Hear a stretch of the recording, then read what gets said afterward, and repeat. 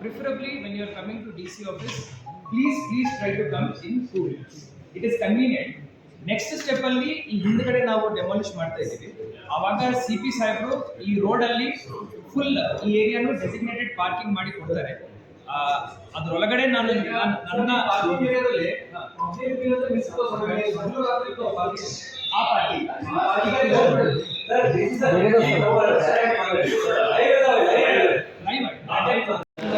ಒಂದು ಕಾಲು ಗಂಟೆ 15 ಮಿನಿಟ್ಸ್ ನಾನು ಪೂರ್ತಿ ಈ ಪ್ರಕ್ರಿಯೆ ಏನಿದೆ ಅದರ ಬಗ್ಗೆ ಸ್ಪಷ್ಟವಾಗಿ ಎಲ್ಲರಿಗೂ, ಮಾಧ್ಯಮದ ಸಮಿತ್ರರಿಗೂ ಹಾಗೂ ತಮ್ಮ ಪ್ರೇಕ್ಷಕರಿಗೂ ಗೊತ್ತಾಗೋ ರೀತಿಯಲ್ಲಿ ಎಕ್ಸ್ಪ್ಲೇನ್ ಮಾಡ್ತೀನಿ. ಮೊಟ್ಟ ಮೊದಲನೇದಾಗಿ ಎಲ್ಲರಿಗೂ ಈ ಮಾಧ್ಯಮಗೋಷ್ಠಿಗೆ ಸ್ವಾಗತವನ್ನು ಹೇಳಲಿಕ್ಕೆ ಬಯಸುತ್ತೇನೆ. ಮೊದಲನೇದಾಗಿ ನಾನು ನಮ್ಮ ಕಂದಾಯ ಇಲಾಖೆ ಅಧಿಕಾರಿಗಳಿಗೆ ಹಾಗೂ ಪೊಲೀಸ್ ಇಲಾಖೆ ಅಧಿಕಾರಿಗಳಿಗೆ, ಅದರಲ್ಲಿ ಸ್ಪೆಷಲಿ ಪೊಲೀಸ್ ಆಯುಕ್ತರಿಗೆ ನಾನು ಅಭಿನಂದನೆ ಹೇಳಬೇಕು. ಒಳ್ಳೆ ರೀತಿಯ ಒಂದು ಇನ್ವೆಸ್ಟಿಗೇಷನ್ ಹಾಗೂ ಪ್ರಿಲಿಮಿನರಿ ಇನ್ವೆಸ್ಟಿಗೇಷನ್ ಮಾಡಿದ್ದಾರೆ. ಅದೇ ರೀತಿ ನಮ್ಮ ಇಲಾಖೆಯ ಅಪರ ಮುಖ್ಯ ಕಾರ್ಯದರ್ಶಿಗಳು ಕಟಾರಿಯಾ ಸಾಹೇಬರಿಗೆ ಹಾಗೂ ಸ್ಟೇಟ್ ನೋಡಲ್ ಆಫೀಸರ್ ಅಮ್ಲನ್ ಬಿಸ್ವಾಸ್ ಸಾಹೇಬರಿಗೂ ನಾನು ಧನ್ಯವಾದಗಳು ಹೇಳಬೇಕು. ಅವರು ಲಾಸ್ಟ್ ಒಂದು 6 ಮಂತ್ಸಿಂದ ಈ ರೀತಿಯ ಪ್ರಕರಣಗಳಲ್ಲಿ ಯಾವ ರೀತಿಯ ಕಾನೂನನ್ನು ನಾವು ಬಳಸ್ಕೋಬೇಕು ಹಾಗೂ ಅದರ ಪದ್ಧತಿ ಹೆಂಗಿರಬೇಕು ಅನ್ನೋದ್ರ ಬಗ್ಗೆ ನಮಗೆ ಅವರು ಮಾರ್ಗದರ್ಶನವನ್ನು ನೀಡಿದ್ದಾರೆ. ಈಗ ಈ ಒಂದು ಸುದ್ದಿಗೋಷ್ಠಿನಲ್ಲಿ ನಾವು ಪ್ರೇಕ್ಷಕರಿಗೋಸ್ಕರ ಪಾರದರ್ಶಕತೆ ಇರಬೇಕಂತ ಹೇಳಿ ಹಾಗೂ ಠೇವಣಿದಾರರ ಹಿತಾಸಕ್ತಿಯನ್ನು ಕಾಪಾಡಲಿಕ್ಕೆ, ಅದೇ ರೀತಿ ಯಾವುದೇ ರೂಮರ್ಸ್, ಮಿಸ್ಇನ್ಫಾರ್ಮೇಷನ್ ಸ್ಪ್ರೆಡ್ ಆಗಬಾರ್ದು ಅಂತ ಹೇಳಿ ಇವತ್ತು ಪೊಲೀಸ್ ಆಯುಕ್ತರು ಹಾಗೂ ನಾನು ಈ ಒಂದು ಜಂಟಿ ಸುದ್ದಿಗೋಷ್ಠಿಯನ್ನು ನಾವು ಕರೆದಿದ್ದೀವಿ. ಮೊಟ್ಟ ಮೊದಲನೇದಾಗಿ ನಾವು 29/4/2026 ಅಂದರೆ ಹಿಂದಿನ ತಿಂಗಳಲ್ಲಿ ನಾವು ಒಂದು KPID ಬಡ್ಸ್ ಕೋಆರ್ಡಿನೇಷನ್ ಸೆಲ್ ನಮ್ಮ ಜಿಲ್ಲಾಧಿಕಾರಿ ಕಚೇರಿನಲ್ಲಿ ಈ ಒಂದು ಸ್ಕ್ಯಾಮ್ ಸೆಲ್ ಅಂತ ಏನಿದೆ ಇದನ್ನು ನಾವು ಸ್ಥಾಪನೆ ಮಾಡಿದ್ವಿ. ಇದನ್ನು ಸ್ಥಾಪನೆ ಮಾಡಿ 1 ತಿಂಗಳಾಗ್ತದೆ. ಈ ಸ್ಥಾಪನೆ ಆದ ನಂತರ ಇದರದ್ದು ಈ ಸೆಲ್ ಜವಾಬ್ದಾರಿ ಏನಿತ್ತು, ಈ ಸೆಲ್ಲಲ್ಲಿ ಡಿಸ್ಟ್ರಿಕ್ಟ್ ಮ್ಯಾಜಿಸ್ಟ್ರೇಟ್, ಜಿಲ್ಲಾ ದಂಡಾಧಿಕಾರಿಯಾಗಿ ನಾನಿರ್ತೀನಿ, ಪೊಲೀಸ್ ಆಯುಕ್ತರು ಇರ್ತಾರೆ, SP ರವರು ಇರ್ತಾರೆ, ಹಾಗೂ ಸಹಕಾರಿ ಇಲಾಖೆ ಅಧಿಕಾರಿಗಳಿರ್ತಾರೆ, ನಮ್ಮ ಕಮರ್ಷಿಯಲ್ ಟ್ಯಾಕ್ಸಸ್ ಡಿಪಾರ್ಟ್ಮೆಂಟ್ ಅವರು ಇರ್ತಾರೆ. ಇವರೆಲ್ಲರೂ ಯಾವುದೇ ರೀತಿಯ ಇನ್ಫಾರ್ಮೇಷನ್ ನಮಗೆ ಸೋಷಿಯಲ್ ಮೀಡಿಯಾದಲ್ಲಿ ಇರ್ಬೋದು, ನಮಗೆ ಮಾಧ್ಯಮದಲ್ಲಿ ಬಂದಿರ್ಬೋದು, ಮಾರ್ಕೆಟ್ ಇಂಟೆಲಿಜೆನ್ಸ್ ಅಂತ ಏನು ಹೇಳ್ತೀವಿ ಅದನ್ನು ನಾವು ಕಲೆಕ್ಟ್ ಮಾಡ್ತಾ ಇರ್ತೀವಿ. ಇದರಲ್ಲಿ KPID Karnataka protection of interest of depositors in financial establishments act 2004 ಅಡಿಯಲ್ಲಿ ಹಾಗೂ buds act banning of unregulated deposit scheme, ಈ 2 ಕಾನೂನು ಅಡಿಯಲ್ಲಿ ಯಾವುದೇ ರೀತಿಯ ಇಲ್ಲಿಗ್ಯಾಲಿಟಿ ಇದೆ ಅಂದರೆ ಇದನ್ನು ನಾವು ಮಾನಿಟರ್ ಮಾಡ್ತಾ ಇದ್ದೀವಿ.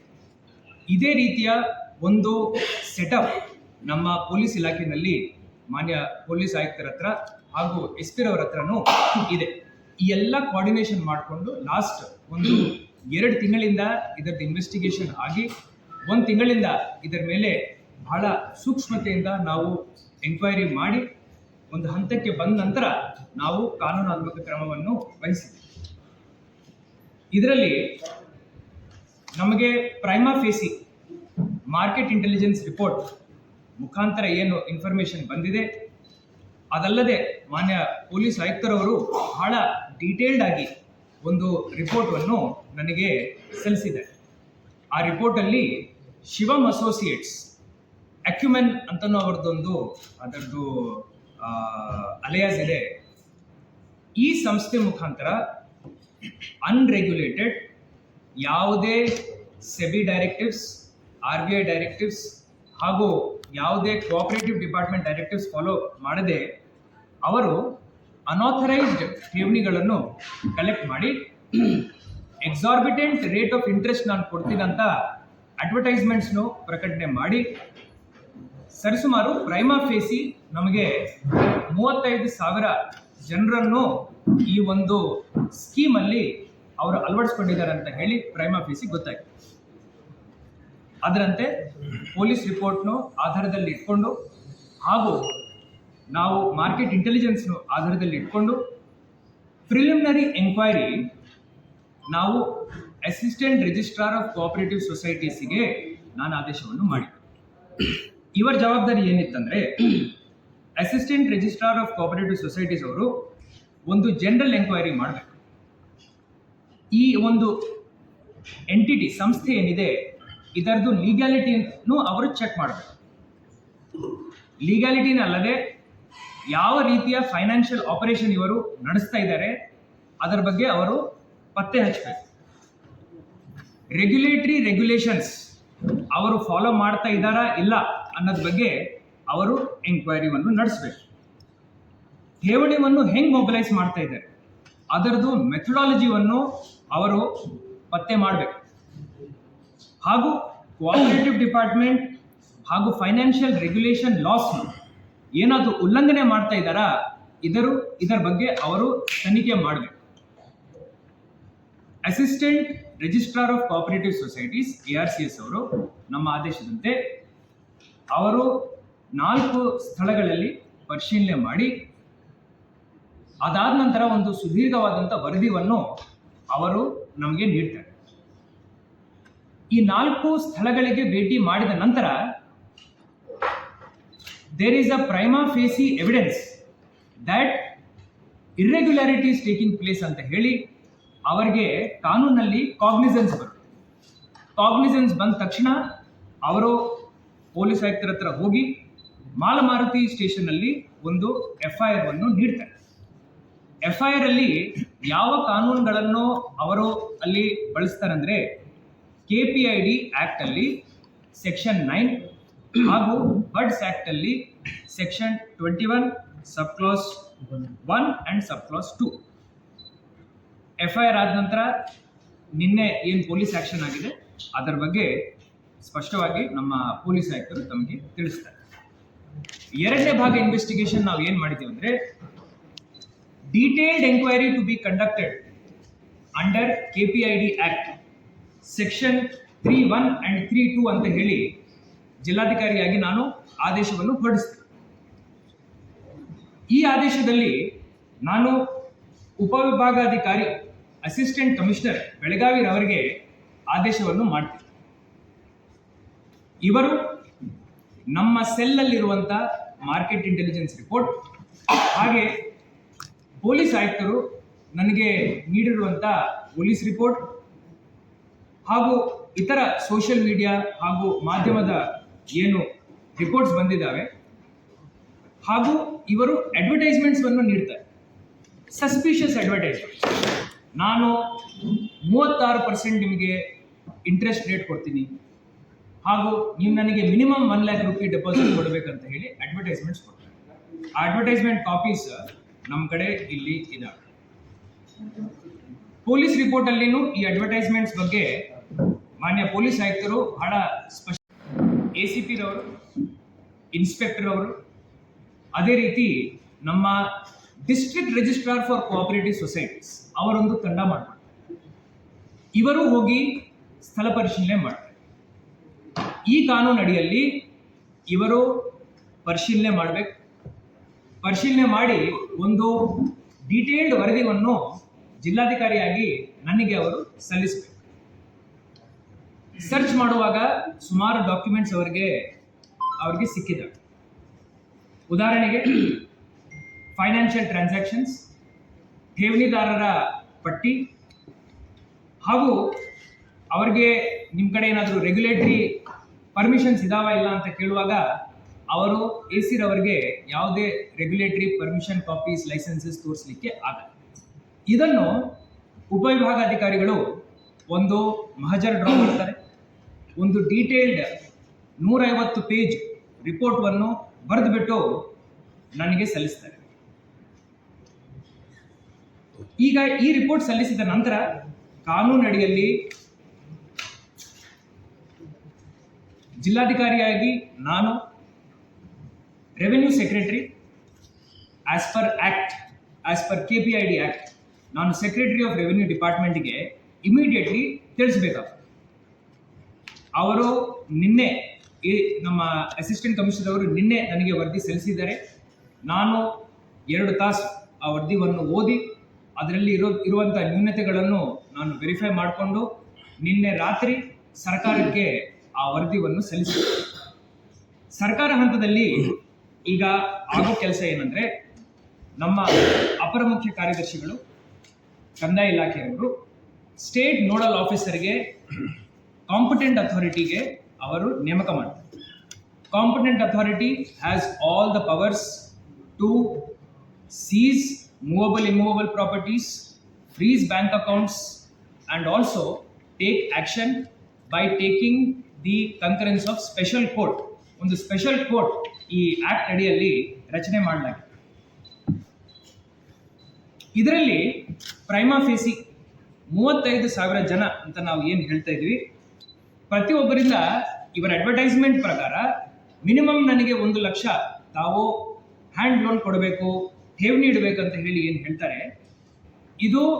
ಇದರದ್ದು ಕ್ವಾಂಟಮ್ 50 ಕೋಟಿ ಮೀರಿ ಹೋಗುತ್ತೆ. ಅದು ಎಷ್ಟು ಹೋಗುತ್ತೆ ಅಂತ ನಾನು ಈಗ ಹೇಳಲ್ಲ, ಬಟ್ 50 ಕೋಟಿ ಮೀರಿ ಹೋಗುತ್ತೆ. 50 ಕೋಟಿ ಮೀರಿ ಹೋದ ನಂತರ ಪೊಲೀಸ್ ಇಲಾಖೆಯವರು, ನಮ್ಮ ಪೊಲೀಸ್ ಆಯುಕ್ತರು ಒಂದು ಡಿಸಿಷನ್ ತಗೊಂಡು ಇದು ಬಹುಶಃ ಅವರು CID ಅವರಿಗೆ ಹ್ಯಾಂಡ್ ಓವರ್ ಮಾಡ್ತಾರೆ. ಫೈನಲಿ ಈ ಒಂದು ಮಾಧ್ಯಮದ ಗೋಷ್ಠಿಯಿಂದ ನಾನು ಎಲ್ಲ ಜನಸಾಮಾನ್ಯರಿಗೆ ಏನು ಹೇಳಲಿಕ್ಕೆ ಬಯಸುತ್ತೇನೆ ಅಂದರೆ, ಈ ಅನ್ರೆಗ್ಯುಲೇಟೆಡ್ ಪಾನ್ಸಿ ಸ್ಕೀಮ್ಸ್ ಇದ್ದಾವೆ. ನಾವು ಮಾಧ್ಯಮದಲ್ಲಿ ನಾನಿರಲಿ, ನನ್ನ CP ರವರಿರಲಿ, SP ರವರಿರಲಿ, ನಾವು ಸರಿಸುಮಾರು 1000 ಸತಿ ಹೇಳಿ, ಈ ಜಾಸ್ತಿ ಇಂಟ್ರೆಸ್ಟಿಗೆ ತಾವು ಟೆಂಪ್ಟ್ ಆಗಿಬಿಟ್ಟು ನಮಗೆ ನೀವು 1000 ರೂಪಾಯಿ ಕೊಟ್ಟಿದ್ದೀರ ಅಂದರೆ 2000 ಸಿಗುತ್ತೆ, 3000 ಸಿಗುತ್ತೆ ಅಂತ ಯಾರು ಹೇಳ್ತಾರೆ, ಇವೆಲ್ಲ ಫ್ರಾಡ್. RBI ಗೈಡ್ಲೈನ್ಸ್ ಪ್ರಕಾರ RBI ವೆಬ್ಸೈಟ್ನಲ್ಲಿ ಎಲ್ಲ ಫೈನಾನ್ಷಿಯಲ್ ರೆಗ್ಯುಲೇಟರಿ ಬಾಡೀಸ್ ಹಾಗೂ ನಾನ್ ಬ್ಯಾಂಕಿಂಗ್ ಫೈನಾನ್ಷಿಯಲ್ ಕಂಪ್ನಿಗಳ ಹೆಸರು ಪಟ್ಟಿಯನ್ನು ಅವರು ಬಹಿರಂಗ ಮಾಡಿದ್ದಾರೆ.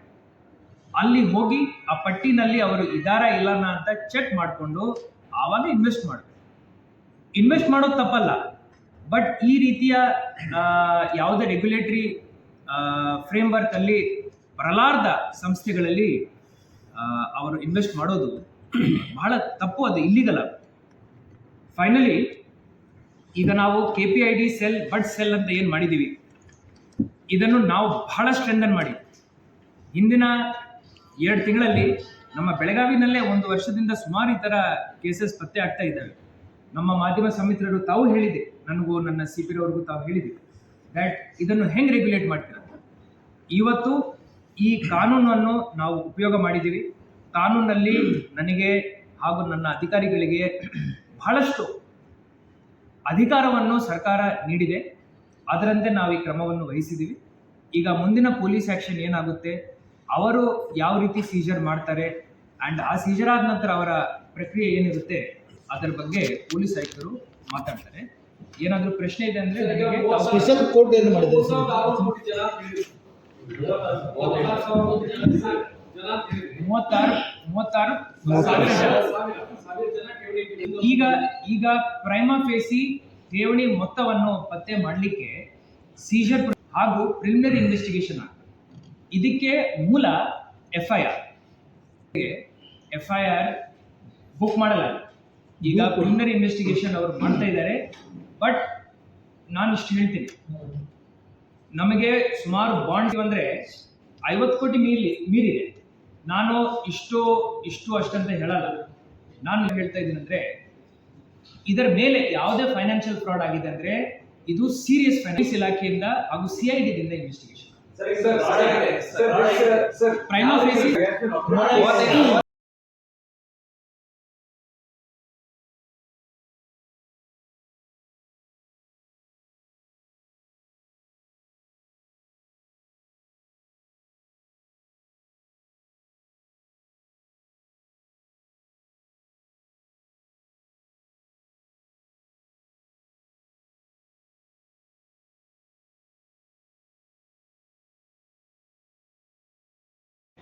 ಈ ಆಕ್ಟ್ ಅಡಿಯಲ್ಲಿ ನಾನು ಫಿನಿಶ್ ಮಾಡ್ತೀನಿ, ಜಸ್ಟ್ 1 ಮಿನಿಟ್ ಕಾಂಪಿಟೆಂಟ್ ಅಥಾರಿಟಿಗೆ ಸಾಕಷ್ಟು ಅಧಿಕಾರ ಈ ಕಾನೂನಲ್ಲಿ ಸರ್ಕಾರ ನೀಡಿದೆ. ಇದರಲ್ಲಿ ಹಿಂದಿನ 1.5 ತಿಂಗಳಿಂದ ಪೊಲೀಸ್ ಆಯುಕ್ತರು ಹಾಗೂ ನಾವು ಎಲ್ಲ ಬ್ಯಾಂಕ್ ಅಕೌಂಟ್ಸ್ನ ಟ್ರ್ಯಾಕ್ ಮಾಡ್ತೇವೆ ಹಾಗೂ ಎಲ್ಲ ಬ್ಯಾಂಕ್ಸ್ಗೆ ನಾವು ಮಾಹಿತಿಯನ್ನು ನೀಡಿದ್ದೀವಿ ಆ್ಯಂಡ್ ಇದರದ್ದು ಫ್ರೀಸಿಂಗ್ ಪ್ರಾಸೆಸ್ ಹಾಗೂ ಸೀಜರ್ ಪ್ರಾಸೆಸ್ನು ಕಾಂಪಿಟೆಂಟ್ ಅಥಾರಿಟಿ ಮುಖಾಂತರ ಮಾಡಿಸ್ತೇವೆ. ಠೇವಣಿ ಅಮೌಂಟ್ ಸುರಕ್ಷಿತವಾಗಿದೆ. ಯಾರ್ಯಾರು ಇದರಲ್ಲಿ ಠೇವಣಿದಾರಿದ್ದಾರೆ ಅವರದ್ದು ಸ್ಕೀಮ್ ಏನಿತ್ತು ಅವರು ಬಂದು ನಮ್ಮ ಸೆಲ್ಗೆ ಮಾಹಿತಿಯನ್ನು ನೀಡಬಹುದು. ನಮ್ಮ ಪ್ರಕಾರ ಪ್ರೈಮಾ ಫೇಸಿ ಇದು ಅನ್ರೆಗ್ಯುಲೇಟೆಡ್ ಸ್ಕ್ಯಾಮ್ ಸ್ಕೀಮ್. ಸರ್, ನಿಮ್ಮ account ಇಂದ ಬೇರೆ ಬೇರೆ ಅಕೌಂಟ್ಗೆ ದುಡ್ಡು ಹೋಗ್ತದೆ. Sir, how many banks are involved in this? Like you have identified the banks and We have identified these banks. we have identified the banks. Yeah, Sir, We know sir, the banks. sir, I'll answer you. ಕೇಳೋದು. I- ಅವ್ರ ಅಕೌಂಟಿಂದ ಬೇರೆ ಕಡೆ ಹೋಗಿಲ್ಲಲ್ಲ. Sir, ಈಗ We have identified the banks. We know the bank branches. We know the account numbers as per the preliminary inquiry. We are not going to reveal that at this stage because the matter is under investigation. But this information has reached the government and has reached the competent authority. Sir, ಈ account ಇಂದ ಬೇರೆ ಬೇರೆ ಅಕೌಂಟ್ಗೆ ದುಡ್ಡು ಹೋಗಿದ್ದು ಗೊತ್ತಾಗುತ್ತಾ ಎಷ್ಟು ಹೋಗಿದೆ ಅಂತ ಹೇಳಿ, ಈಗ ಇದ್ರಲ್ಲಿ ಕೊಟ್ಟಿದ್ದಾನೆ ಅಂತ ಹೇಳಿ? ಬ್ಯಾಂಕಿಂಗ್ ಟ್ರೇಲ್ ಅನ್ನೋದು ಎಲೆಕ್ಟ್ರಾನಿಕ್ ಟ್ರೇಲ್. ಇವರು ಏನು ಡೆಪಾಸಿಟ್ಸ್ ಮಾಡಿದ್ದಾರೆ ಚೆಕ್ ಮುಖಾಂತರ ಮಾಡಿದ್ದಾರೆ. ಸುಮಾರು ಜನ ಅವರ ಪೆನ್ಷನ್ ಅಮೌಂಟ್ ತಂದು ಕೊಟ್ಟಿದ್ದಾರೆ. ಎಷ್ಟೋ ಜನ ಏನು ಲ್ಯಾಂಡ್ವನ್ನು ಜಾಗವನ್ನು ಮಾರ್ಬಿಟ್ಟು ಅಲ್ಲ, ಕೊಡಿ ಸರ್, ಇವನ ಅಕೌಂಟ್ ಬೇರೆ ಬೇರೆ ಕಡೆ ಹೋಗಿದೆ. ಫಸ್ಟ್ ಇವರ ಅಕೌಂಟ್ಗೆ ಹೆಂಗ್ ಬಂದಿರಬಹುದು ಅಂತ ಹೇಳ್ಬೇಕು. ಜೊತೆನಲ್ಲಿ ಯಾರಿಗೆ ರೈತರು ಇರ್ತಾರೆ ಲ್ಯಾಂಡ್ ಅಕ್ವಿಷನ್ ಆದಂದ್ರೆ ಅವ್ರಿಗೆ ದುಡ್ಡು ಸಿಗುತ್ತೆ. ಎಕರೆಗೆ ಒಂದು 20 ಲಕ್ಷ 30 ಲಕ್ಷ 40 ಲಕ್ಷ ಎಷ್ಟೋ ಜನ ತಂದು ಆ ದುಡ್ಡನ್ನು ಹಾಕಿದ್ದಾರೆ. ಸೊ ಈ ಚಾನೆಲ್ ಏನಿದೆ it is a visible channel. ಈ ಚಾನೆಲ್ ನಮಗೆ ಕಾಣುತ್ತೆ. ಒಂದ್ಸತಿ ಆ ಅಸೋಸಿಯೇಟ್ ಅಕೌಂಟಲ್ಲಿ ಹೋದ ನಂತರ ಅಲ್ಲಿಂದ ಎಲ್ಲಿಗೆ ಹೋಗಿದೆ, ಅಲ್ಲಿಂದ ಮತ್ತೆ ಎಲ್ಲಿಗೆ ಹೋಗಿದೆ, ಈ ಕಂಪ್ಲೀಟ್ ಚಾನೆಲ್ ನಮಗೆ ವಿಸಿಬಲ್ ಇರುತ್ತೆ ಹಾಗೂ ನಮ್ಮ ಕಾಂಪಿಟೆಂಟ್ ಅಥಾರಿಟಿಗೆ ಹಾಗೂ CIDಗಳು ವಿಸಿಬಲ್ ಇರುತ್ತೆ. ಮಿಸ್ಯೂಸ್ ಆಗಿದೆ ಬೇರೆ ಬೇರೆ ಇದಕ್ಕೆ. ಸದ್ಯಕ್ಕೆ ಆ ಇನ್ಫಾರ್ಮೇಶನ್ ಅನ್ನು ನಾವು ರಿವೀಲ್ ಮಾಡಲ್ಲ. cognizance of this, and another, it becomes obvious that somebody he has the backing of somebody. Because for the past 5-6 years he has been operating. So ಇದೊಂದು ಕ್ಲಾರಿಫಿಕೇಶನ್ ಕೊಡ್ತೀನಿ. My friend from the media has asked 2 questions. First one is that the registration seems to be quite old. He's been operating since a decade. Why hasn't it come in the eyes of the law? And our English okay, ನಮ್ಮ ಮಾಧ್ಯಮದ ಮಿತ್ರರು ಕೇಳಿದ್ದಾರೆ, 2 ಪ್ರಶ್ನೆ ಕೇಳಿ. ಮೊದಲನೇದು, 10 ವರ್ಷದಿಂದ ಇವರು ಅಲ್ಲಿ ಸಂಸ್ಥೆಯನ್ನು ನಡೆಸ್ತಾ ಇದ್ದಾರೆ, ಸರ್ಕಾರ ಗಮನಕ್ಕೆ ಏಜೆನ್ಸೀಸ್ ಗಮನಕ್ಕೆ ಇದು ಬಂದಿಲ್ಲ ಅಂತ ಪ್ರಶ್ನೆ. ಅದಕ್ಕೆ ಉತ್ತರವನ್ನು ನೀಡಿ. ನಮ್ಮ ಮಾರ್ಕೆಟ್ ಇಂಟೆಲಿಜೆನ್ಸ್ ಪ್ರಕಾರ ಆ ಸಂಸ್ಥೆ ರಿಜಿಸ್ಟ್ರೇಷನ್ ಯಾವಾಗಾಗಿರ್ಬೋದು. ಈ ಆಕ್ಟಿವಿಟೀಸ್ ಚಟುವಟಿಕೆಗಳು ಏನು ಶುರು ಆಗಿದ್ದಾವೆ ಇದು ಆಫ್ ಲೇಟ್ ಶುರು ಆಗಿದೆ. ಇದು ನಮ್ಮ ಮಾರ್ಕೆಟ್ ಇಂಟೆಲಿಜೆನ್ಸ್ ಹೇಳಿ. ಈಗ ಇನ್ವೆಸ್ಟಿಗೇಷನ್ ಆದ ನಂತರ ಮೊದಲನೇ ಠೇವಣಿ ಯಾವಾಗ ಬಿದ್ದಿದೆ, ಅದರದ್ದು ಅಮೌಂಟ್ ಎಷ್ಟಿದೆ, ಅದಾದ ನಂತರ ಅವರ ಅಸೋಸಿಯೇಟ್ ಏಜೆನ್ಸಿಗಳಿದಾವೆ ಬೆಳಗಾವಿಯಲ್ಲಿ.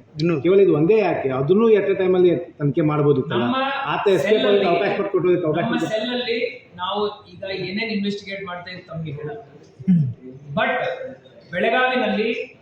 ಬೆಳಗಾವಿ ನಗರದಲ್ಲಿ ಪೊಲೀಸ್ ಆಯುಕ್ತರ ಜುರಿಸ್ಡಿಕ್ಷನ್ ಇರ್ಬೋದು ಹಾಗೂ ಬೆಳಗಾವಿ ಜಿಲ್ಲೆನಲ್ಲಿ ಈಗಿಂದ ಈ ಏನು ಸೆಲ್ ಬಂದಿದೆ, ಈ ಸೆಲ್ ಮುಖಾಂತರ ಹಾಗೂ ಅವರ ಇಂಟೆಲಿಜೆನ್ಸ್ ಮುಖಾಂತರ ಈ ರೀತಿಯ ಸ್ಕೀಮ್ಗಳನ್ನು ನಾವು ನಡೆಸಲಿಕ್ಕೆ ಬಿಡಲ್ಲ.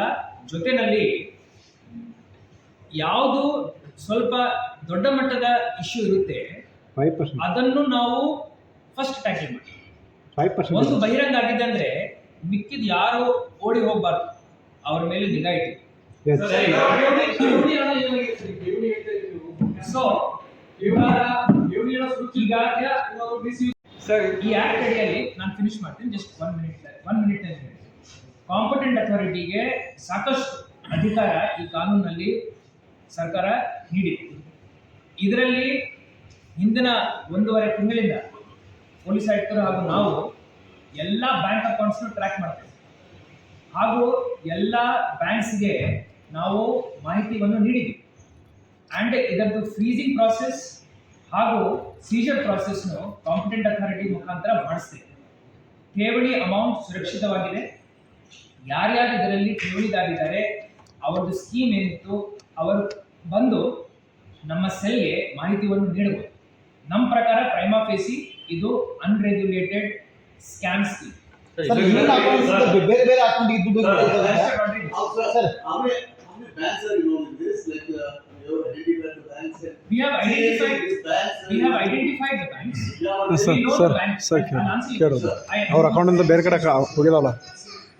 ಸರ್ ಈಗ We have identified the banks. We know the bank branches.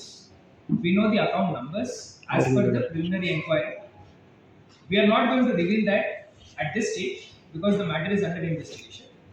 But this information has reached the government and has reached the competent authority.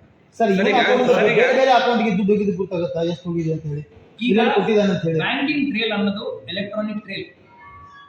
ಇವರು ಏನು ಡೆಪಾಸಿಟ್ಸ್ ಮಾಡಿದ್ದಾರೆ ಚೆಕ್ ಮುಖಾಂತರ ಮಾಡಿದ್ದಾರೆ. ಸುಮಾರು ಜನ ಅವರ ಪೆನ್ಷನ್ ಅಮೌಂಟ್ ತಂದು ಕೊಟ್ಟಿದ್ದಾರೆ.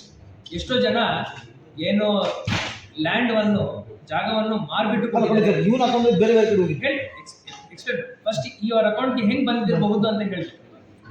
ಜೊತೆನಲ್ಲಿ ಯಾರಿಗೆ ರೈತರು ಇರ್ತಾರೆ, ಲ್ಯಾಂಡ್ ಅಕ್ವಿಷನ್ ಆದ್ರೆ ಅವ್ರಿಗೆ ದುಡ್ಡು ಸಿಗುತ್ತೆ. ಎಕರೆಗೆ ಒಂದು 20 ಲಕ್ಷ, 30 ಲಕ್ಷ, 40 ಲಕ್ಷ ಎಷ್ಟೋ ಜನ ತಂದು ಆ ದುಡ್ಡನ್ನು ಹಾಕಿದ್ದಾರೆ. ಸೊ ಈ ಚಾನೆಲ್ ಏನಿದೆ, it is a visible channel. ಈ ಚಾನೆಲ್ ನಮಗೆ ಕಾಣುತ್ತೆ. ಒಂದ್ಸತಿ ಆ ಅಸೋಸಿಯೇಟ್ ಅಕೌಂಟ್ ಅಲ್ಲಿ ಹೋದ ನಂತರ ಅಲ್ಲಿಂದ ಎಲ್ಲಿಗೆ ಹೋಗಿದೆ, ಅಲ್ಲಿಂದ ಮತ್ತೆ ಎಲ್ಲಿಗೆ ಹೋಗಿದೆ, ಈ ಕಂಪ್ಲೀಟ್ ಚಾನೆಲ್ ನಮಗೆ ವಿಸಿಬಲ್ ಇರುತ್ತೆ. ಹಾಗೂ ನಮ್ಮ ಕಾಂಪಿಟೆಂಟ್ ಅಥಾರಿಟಿಗೆ ಹಾಗೂ CIDಗಳು ವಿಸಿಬಲ್ ಇರುತ್ತೆ. ಮಿಸ್ಯೂಸ್ ಆಗಿದೆ ಬೇರೆ ಬೇರೆ ಇದಕ್ಕೆ ಸದ್ಯಕ್ಕೆ ಆ ಇನ್ಫಾರ್ಮೇಶನ್ ಅನ್ನು ನಾವು ರಿವೀಲ್ ಮಾಡಲ್ಲ. ಮೇಜರ್ ಪವರ್ಸ್ ಕಾಂಪಿಟೆಂಟ್ ಅಥಾರಿಟಿಯಿಂದ ನಮಗೆ ನೀಡ್ತಾರೆ. But because this is an inter district or possibly prima facie possibly an inter state issue, this issue will be directly dealt by competent authority.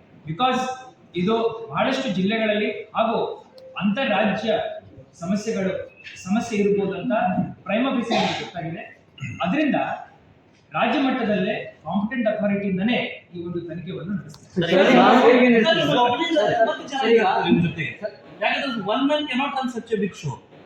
ಈಗ ಪ್ರೈಮಾ ಫೇಸಿ ನಮಗೆ ಏನ್ ಗೊತ್ತಾಗಿದೆ ಅಂದ್ರೆ, ಇವರು 4 ಜನ ಪಾರ್ಟ್ನರ್ ಒಬ್ಬರೇ ಹೆಸರು ಮೆನ್ಷನ್ ಮಾಡಿ ಏನಿದ್ದಾರೆ, ಶಿವಾನಂದ ನೀಲನ್ ಅವರು ಇವರ ಮೇಲೆ FIR ಮಾಡಿದ್ರು. ಇವರ ಜೊತೆ ಅಸೋಸಿಯೇಟ್ಸ್ ಇದ್ದಾರೆ. ಈ ಅಸೋಸಿಯೇಟ್ಸ್ ಮೇಲೆ ನಾವು ನಿಗಾ ಇಟ್ಟಿದ್ದೀವಿ. ನಮ್ಮ ರಿಪೋರ್ಟಲ್ಲಿ ಅದೇ ಹೇಳಿದ್ವಿ. ಎಷ್ಟು ಜನ ಅಸೋಸಿಯೇಟ್ಸ್ ಇರ್ಬೋದು ಅನ್ನೋದ್ರ ಬಗ್ಗೆ ನಾನು ನನ್ನ ರಿಪೋರ್ಟಲ್ಲಿ ಸರ್ಕಾರಕ್ಕೂ ಹೇಳಿದ್ದೆ. ಅವರು ಎಲ್ಲಿ ಹೋಗ್ಲಿಕ್ಕಿಲ್ಲ, ಇಲ್ಲೇ ಇರಬೇಕು. ಪೊಲೀಸ್ ಅವರು ಅವ್ರ ಮೇಲೆ ನಿಗಾ ಇಟ್ಟಿದ್ದಾರೆ. ಅವರ ಸೆಲ್ ಫೋನ್ಸ್ನು ಈಗ ಟ್ರ್ಯಾಕ್ ಮಾಡ್ತಾರೆ. ಎಲ್ಲಿ ಹೋಗ್ಲಿಕ್ಕಿಲ್ಲ, ಇಲ್ಲೇ ಇರಬೇಕು. ಜೊತೆನಲ್ಲಿ ಇನ್ನೊಂದು, ಇವತ್ತು ಸಂಜೆ ಒಳಗಡೆನೆ ಎಲ್ಲರಿಗೂ ನಾವು ನೋಟಿಸ್ ಅನ್ನು ಜಾರಿ ಮಾಡ್ತೀವಿ.